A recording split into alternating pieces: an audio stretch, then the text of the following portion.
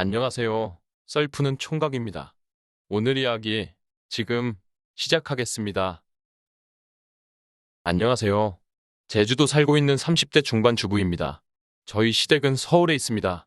어머님, 아버님 두 분 다 연세가 많으시고요. 삼남 일녀 중 둘째인 제 남편은 아무래도 둘째다 보니 집안 지원은 형님이 우선이었고 동생들에게도 항상 양보하면서 자라왔어요. 그래서 남들 다 가는 대학도 못 가고 기술을 배워야 했습니다. 집안에서 대학 못 간 거 가지고 차별도 받았다네요. 긍정적인 성격의 남편은 좋은 게 좋은 거라고 그땐 그랬지만 지금은 자기 잘 풀리지 않았느냐고 웃어넘기기는 하는데 저는 직접 보진 않았지만 이야기만 들어도 남편이 많이 서운했겠다 싶은 게 한두 가지가 아니에요. 아무튼 남편이 젊을 때 배운 기술을 기반으로 저희는 결혼 후에 제주도로 건너왔고 제주도에서 남편 이름 걸고 장사나 하고 있습니다. 뭐 하는지는 동네가 워낙 좁다 보니 비밀로 할게요.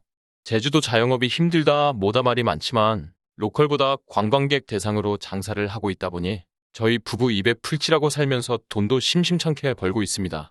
아무래도 자영업 특성상 성수기, 비성수기가 영향이 없다고 볼 수는 없어요. 무조건 돈을 잘 번다고 할 수는 없지만 그래도 집안 지원 잔뜩 받아가며 좋은 학교 나와 좋은데 취직한 아주버님이나 도련님, 신우보다 훨씬 잘 먹고 잘 살고 있네요. 시부모님은 아직도 남편만 차별을 합니다. 아직도 사무직 회사원이 최고라고 생각하고 장사하는 거 못 배운 사람들이나 하는 거라는 인식을 가지고 계시기도 하세요. 당신들이 지원해줄 능력이 안 돼서 배운 거라고는 생각을 안 하시고 그걸 무조건 자식 탓을 하고 있으니 제가 보기에는 다 같은 자식인데 조금 너무하신 게 아닌가 싶을 때도 있습니다. 남편이 다른 지역 다 내버려 두고 서울에서 가장 멀리 떨어진 제주도에 터전을 잡은 것도 그 이유가 가장 큽니다. 제가 제주도에서 사는 거 괜찮다고 한 것도 이유가 있겠지만 남편도 이 꼴 저 꼴 다 보기 싫고 자기 차별당하는 게 저한테도 영향이 있을 것 같으니 최대한 시댁하고 거리 두고 지내고 싶었던 마음이 컸다네요. 실제로 장사가 바쁘기도 했고 서울 가려면 정말 큰맘 먹고 가야 했기 때문에 웬만한 가족 행사는 다 빠질 수밖에 없었습니다. 시부모님은 저희를 보고 아주 막대먹은 불효자식이라는 듯이 대하셨어요. 매번 가족 행사를 불참하는 대신에 돈을 두둑히 보냈습니다.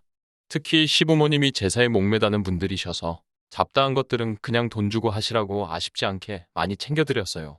시댁에 하는 만큼 남편이 경제적으로 친정에도 아쉽지 않게 잘했으니 그 부분에 대해서는 저도 불만을 가진 적은 한 번도 없습니다. 시댁에 가지 못하는 만큼 친정에도 자주 가지 못했지만 남편이 정말 최선을 다해서 친정에 잘했습니다. 다른 건 몰라도 용돈을 드린다던가 하는 부분에서는 정말 섭섭하지 않게 했고 사실 장사는 저 없이도 돌아가다 보니 저는 친정에 자주 방문할 수 있었어요. 한 번은 도련님이 여자친구하고 한 번 제주도에 데이트차 놀러 온 적이 있어서 남편이 도련님을 불러서 아주 극진하게 대접해 준 적이 있습니다. 그런데 그게 소문이라도 난 건지 얼마 지나고 나서는 신우가 놀러 오고 얼마 지나고 나서는 아주버님하고 형님네가 시조카들 데리고 같이 방문을 했어요.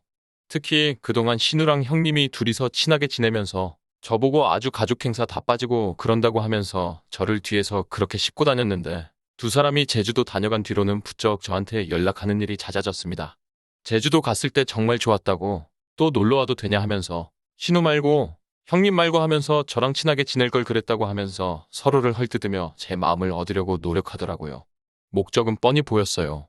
제주도 놀러와서 공짜로 먹고 자고 할 수 있으니까요. 실제로 아직 시집 안 간 신우는 친구들하고 뻔질나게 오며 가며 했었고요. 무슨 저희 집을 펜션 놀러 온 것 마냥 생각하더라고요. 밤늦게까지 술 마시면서 친구들끼리 고성방 가는 기분이고 뒷정리 한 번 하고 가는 법이 없었습니다. 형님은 아무래도 가정이 있다 보니 자주는 아니지만 시조카 유치원인 맥들이라고 하면서 올 때마다 같이 오는 사람들이 바뀌었어요.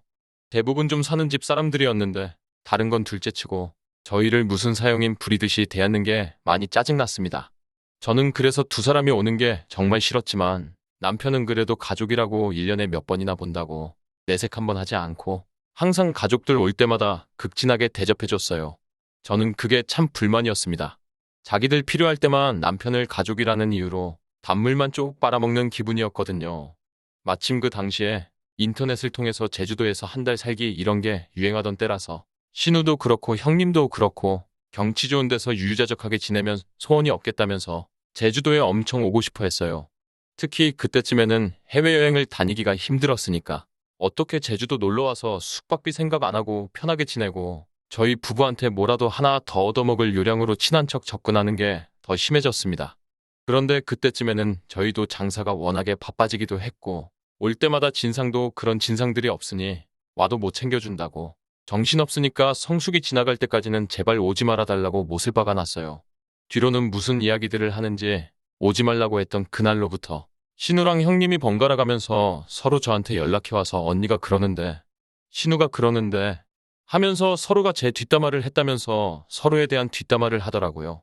그걸 보아하니 두 사람들이 제가 제주도 못 놀러 오게 하는 걸 가지고 얼마나 저를 물고 뜯고 있을지도 눈에 뻔히 보였습니다.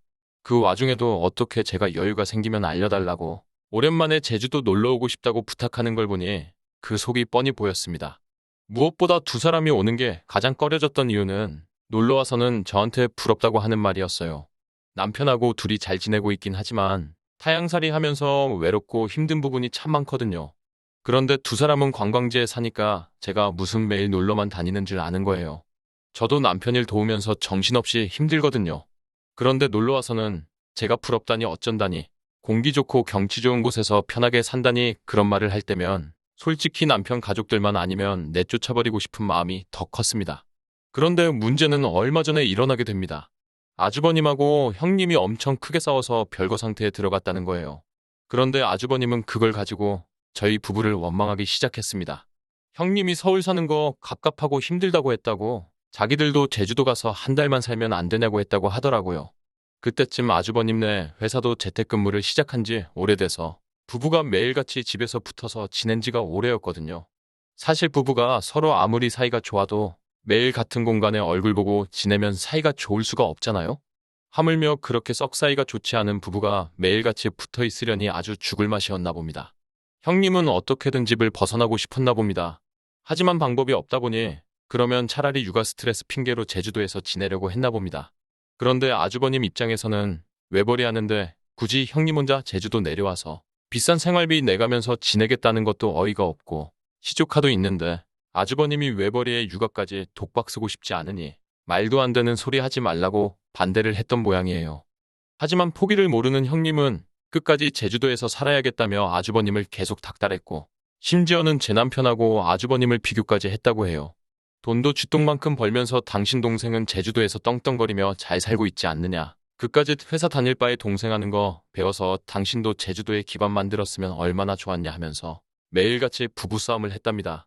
결혼할 때는 대기업 다닌다고 좋다고 했으면서 막상 같이 집에서 시간 보내기는 싫으니 그걸 가지고 쓸모없다고 하면서 매일같이 부부싸움을 했다는 거예요. 결과적으로는 별것까지 하게 되었고요. 두 사람 사이 안 좋은 걸 우리 탓을 하느냐 하니 그게 아니고 저희가 제주도에서 살고 있는 게 문제라고 하면서 거기서 잘 살고 있어서 형님 허파에 바람을 넣었다고 그래서 결과적으로 저희 때문에 이혼위기에 처한 거라고 억지를 부리기 시작했습니다. 시조카 문제도 있고 별거 중인 게 별건가 싶었어요. 저러다 금방 풀겠다는 생각이 더 들었고 아주버님이 말도 안 되는 소리 하고 있다고 하고 저희는 그냥 대충 웃어넘겼지요. 그런데 저희 생각보다 두 사람 감정에 골이 컸는지 최근에는 이혼 이야기까지 오고 가는 와중이라는 소식을 듣게 되었습니다. 덕분에 올해 70 넘으신 시어머니께서 제사를 받아오게 되었고요. 올해 설에는 저희도 여유가 생겨서 서울에 다녀왔었는데 아주버님네가 별거에 들어간 이후로 처음 맞는 명절인 추석에는 찾아가지 못했어요.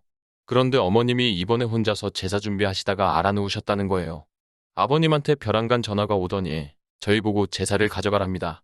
아주버님네 저 모양 저 꼴로 만든 게 저희 책임이 크다고 여태까지 아주버님이 헛소리한다고 거들떠도 안 보던 시부모님이 저희 탓을 하기 시작하셨어요. 저희가 제사 참석은 거의 못하지만 못 갈 때마다 조금이라도 편하게 하시라고 돈도 넉넉하게 보내드리지 않았느냐. 그리고 제사를 어떻게 제주도 사는 저희가 가져가겠느냐 하니 아버님께서 너네 돈도 잘 버니 가족들 비행기표 하나씩 사서 돌리면 되는 거 아니냐 하시더군요. 그러면 형님도 그렇게 원하는 제주도에서 명절 때마다 육아 스트레스 없이 쉬다 갈 수 있고 그러면 아주버님네가 다시 합치게 될 수도 있지 않겠냐고. 평소에 싫은 척해도 남편이 가족들 끔찍히 챙기는 거 알고 있기 때문에 그렇게 하겠다고 할까봐 걱정했는데 제가 받고 있던 전화기를 뺏어가더니 말도 안 되는 소리 하시지 말라고 아버님한테 곧바로 일침을 날리네요. 형님네가 그렇게 된 게 왜 우리 탓이냐고.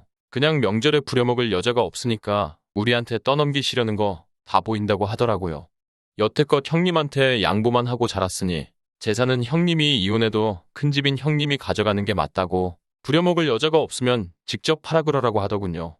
며느리 없다고 온 가족이 제주도까지 오는 것도 우습고, 장남이라서 집안 지원은 형님이 다 받았는데 왜 작은 집이 큰 집이 되어야 하냐고, 그렇게는 못하겠다고요.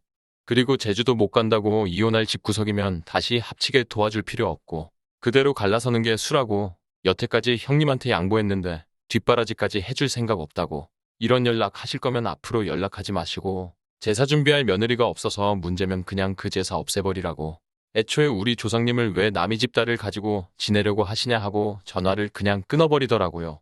가족들 앞에서 맨날 저렇게 희생만 하는 착해 빠진 둘째인 줄 알았는데 저까지 희생하게 되니까 알아서 선을 그어주니 남편이 전에 없이 믿음직스러워 보였어요. 남편한테 괜찮냐고 물어보니 어차피 집안일 우리가 물려받아봤자 아들 손주 있는 장손집으로 재산이 다 갈 텐데 우리가 온 식구들 비행기표 끊어주고 뒷바라지까지 해줄 필요 없다고, 이 집구석 지갑 노릇하는 것도 이제 지긋지긋하다고 그냥 둘이서 행복하게 잘 살자고 하더라고요. 제주도 내려와 살면서 저도 알게 모르게 힘든 부분이 있었는데 이런 남편이라면 평생같이 해도 어려울 게 없을 것 같네요. 다른 건 몰라도 남편 하나만큼은 잘 본 것 같아요. 남편이 가족들하고 척지고 살게 하고 싶지는 않으니 중간에서 잘 조율은 해보겠지만 최대한 남편 뜻에 따라주려고 합니다. 썰푸는 총각이 준비한 이야기 여기까지입니다. 재밌으셨다면 구독과 좋아요 부탁드리겠습니다.